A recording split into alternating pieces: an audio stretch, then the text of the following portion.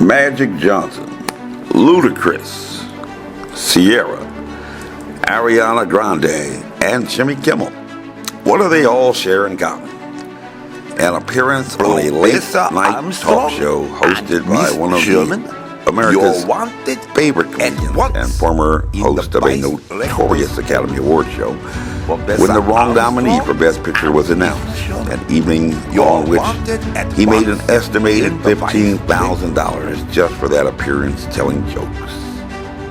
And the socially conscious talk show host, who began suddenly to display his feelings, using his night show as a pulpit to promote his political values, was telling jokes recently when Georgia Congresswoman Marjorie Taylor Greene had referred his name to the police. But at least since May, when a racketeering suit was filed in federal court, Jimmy Kimmel has elected, let's just say, a right to remain silent. On Thursday, May 20th, 2016, late-night talk show host Jimmy Kimmel said that Mike claims he was just doing research. What kind of research? I don't know. This is like the kind of thing you tell your mom when you're 12. But rather than jumping to conclusions, I thought it would be best to hear the story from Mike. We invited him on the show, and shockingly, he said yes. For whatever reason, after a race for the Ogden Public School Board in 2017, when the porn tab story was again picked up by Nigeria Today and Rolling Stone, promoting the top 10 internet politicians in the world, a list that featured Republican Senator from Texas, Ted Cruz, as well as two other former members of British Parliament, but not the former Democrat Congressman from New York, Anthony Weiner, or even Ramon Perez, the Democrat state senator from Rhode Island. That show with Magic Johnson was entirely deleted from the internet by Jimmy Kimmel Live and the ABC television network. And why? Jimmy Kimmel and ABC network are not saying, and apparently have yet to find any talented writers to come up with a good joke to just laugh it off. And perhaps the American public will just have to wait until the popular late-night show television host decides to share his progressive thoughts again, accompanied by his attorneys in court. Hello, my name is Major Mike Webb. And while most talk show hosts normally round out the interview by saying that we'd love to have you back soon, who knew that a half-decade later, Jimmy Kimmel might find himself with top billing as a defendant in a complaint filed in federal court. But they say you never know what might occur on a late-night television show. And this particular appearance presents some very unique issues for litigation commenced against Kimmel, the show for which he is executive producer, the ABC television network, WJLA, and the DC station affiliate, and Sinclair Broadcasting Group, which, according to the Pew Research Center, with Nexstar and Tegna, had found political advertisement revenue margins decline by 30% between 2018 and 2020, even though being well above their political ad revenue in 2016 experienced the biggest jump in retransmission revenue for any company, up to 175% year over year, from $367 million in the second quarter of 2019 to more than $1 billion in the second quarter of this year, owing to Americans electing to stay at home and watch cable television.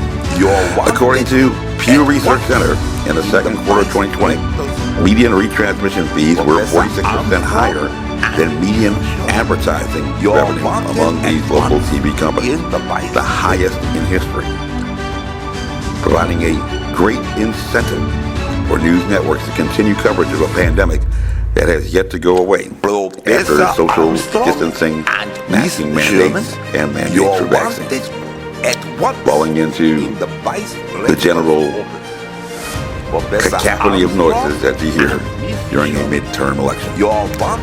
But on Thursday, May 20, 2016, late-night talk show host Jimmy Kimmel said that Mike claims he was just doing research. And on May 23rd, 2022, 6 years later, even though You probably didn't hear him telling any public jokes about it or even mentioning it. America's favorite night show talk show host was famously lead defendant in a case brought under the federal racketeering statute. Of all things, for spoliation of evidence. Since on or around November 2017, the normally outspoken advocate on various progressive issues, from vaccinations to pre-existing conditions, waving his kid as his prop, has apparently decided to exercise a right to remain silent, with not even his highly paid attorneys yet daring to enter an appearance or a joke in the federal court in Richmond. Does Kimmel have something to hide? Let me up! As soon as Marjorie Taylor Greene made news about reporting Kimmel to the police, he was quick to respond with the claim that nobody had ever reported him to the police before. Ha ha ha. And rounded it out with a quip, "Hello police, I'd like to report you." But suddenly, laden with federal racketeering charges, the host for this Wall of America celebrant is still conferring with his comic writers to coalesce around a zingy one-liner that is sure to have his audience laughing, not suffering any breakthrough infection. But they say that he who laughs last laughs the hardest. And maybe there are some clues in the broadcasted interview 6 years ago that had lasted only 7 minutes, not even 15 whole minutes of fame. According to some insiders in the news and entertainment industry, not even many journalists are aware that there is a big distinction between news coverage, interviews, and an appearance on a television talk show. And the biggest quantifiable difference that can be measured by metrics is that you don't receive any compensation or money for providing your expert opinion on CNN or Fox News, for that matter.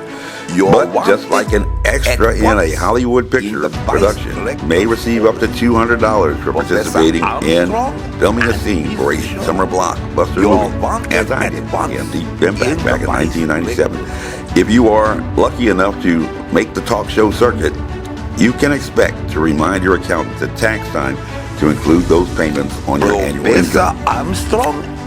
Payments that even former President Barack Obama used to amortize political costs while he was president, including his first appearance on Jimmy Kimmel in March 2015. And maybe one reason why Kimmel expressed his surprise that the number 2 porn tab guy in the world, according to Nigeria Today and Rolling Stone, actually showed up and saved the comic from extending the introduction dialogue with Pillar for 7 minutes.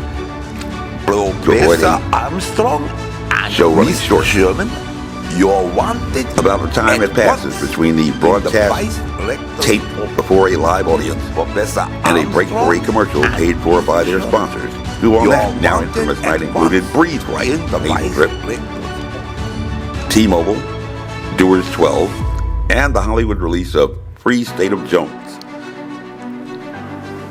Whereafter Kimmel caught on a hot mic talking privately with the broadcast audience,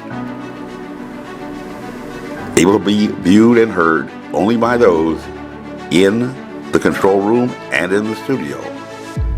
Asked the audience who believed Mike's story, taking a poll, and suggested, why doesn't Mike just be honest and just admit that he watches porn just like everyone else? Admitting at least to his taping audience the purpose of his interview, not just entertainment talk show, but uncompensated news, where you might have a right to remain silent, as indeed the highly paid Kimmel legal team are exercising right now. But as one famous movie character had noted, quoting Sun Tzu, in a phrase even paraphrased by Machiavelli, my father always told me, keep your friends close and the enemies closer. So Jimmy Kimmel admitted that he was actually surprised the studio would not have to go with 7 additional minutes of filming. And in a uncompensated interview, which would conform to the industry threshold for a rating as news, but also rather than offering the customary courtesy of extending an invitation to come back on the show at some time in the future, Kimmel decided to attempt to link his late night show guest to presidential candidate Donald Trump, suggesting that he might make a great vice presidential choice. And Kimmel has been most outspoken about his personal opposition to that former president and the Make America Great Again agenda, or MAGA agenda. as any open-minded progressive would be in an identity politic. But what happens when a comedic actor attempts to play in the court of a former supervisor of counterintelligence interrogators and former Army top spy in front of a live taping audience? Well, under 18 U.S.C. Section 1512B, Sherman, or as in Bravo 1, whoever corruptly persuades another person or attempts to do so, or engages in misleading conduct toward another person with intent to influence, delay, or prevent the testimony of any person, including oneself, in an official proceeding, shall be fined under this title or imprisoned not more than 20 years or both. A predicate offense under the federal racketeering statute. Wanted at once in the vice rector's office. Professor Armstrong, A predicate offense under the federal racketeering statute. And since May 23rd, Jimmy Kimmel and associates in his enterprise have elected a right to remain silent, not even entering an appearance in court to defend against the allegations raised. Believe it or not, this is exactly how the untouchable Al Professor Capone was Armstrong, caught. Not because of a tax evasion scheme, which was actually built while he was in prison, because he essentially had claimed he had caught COVID-19 and was sick and couldn't come to court, as he had been summoned to do under a subpoena from the FBI. Similar counts may be brought under subsection 2 against any person who corruptly persuades another person or attempts to do so, or engages in misleading conduct toward another person with intent to cause or induce any person to A, withhold testimony or withhold a record, document, or other object from an official proceeding, like maybe a videotape. B, alter, destroy, mutilate, or conceal an object with intent to impair the object's integrity or availability for the use in an official proceeding, like a video recording of an interview. C, evade legal process, summoning that person to appear as a witness or to produce a record, document, or other object in an official proceeding, like not appearing in a court appearance to answer to racketeering charges, or D, be absent from official proceeding to which such person has been summoned by legal process, at a maximum of 20 years in federal prison per count charged in the indictment, and under federal rule of criminal procedure 6A, when any issue of public interest is brought into a court, that court has a duty to convene a grand jury or as many grand juries as possible. But like Kimmel, rather than jumping to conclusions, as he said, we decided to give Jimmy Kimmel an opportunity to set the record straight. And since the trial court has not taken any action on the matter filed on May 23rd, on June 27th, we took a trip down to the federal court in Richmond to file an amended plea, hopefully not catching Kimmel with his pants down, allowed without prejudice under Federal Rule of Civil Procedure 15, introducing yet another racketeering count, literally an offer he can't refuse, because 1, he believes what doctors say, but also, while generally the statute of limitations in contract tolls only after 2 years, and for other tortious claims after 5 under 18 U.S.C. Section 1961, a pattern of racketeering activity at least requires at least 2 acts of racketeering activity, one of which occurred after the effective date of this chapter, and the last of which occurred within 10 years, excluding any period of imprisonment after the commission of a prior act of racketeering activity. Often described by the courts as an open-ended or closed-ended but continuous criminal enterprise. Now, I'm not a doctor, just a former biological warfare planner, and call it a coincidence, but the discovery of human coronaviruses that, through an apparent natural selection, have recently dominated the world only occurred a little over 50 years ago, around the time I was being born. Discovered, in fact, by independent teams in the United Kingdom and at the University of Chicago, both looking for the elusive cause of the common cold. a scientific mystery that still had not been discovered by the 1960s. Freedom Front movements were rising all around the world. It was a period of incredible civil unrest, including the civil rights movement. Much like we have experienced today with Black Lives Matter all around the world. And scientists not working, all trying to get to the moon first, were tucked away in laboratories, discovering the very first human coronavirus.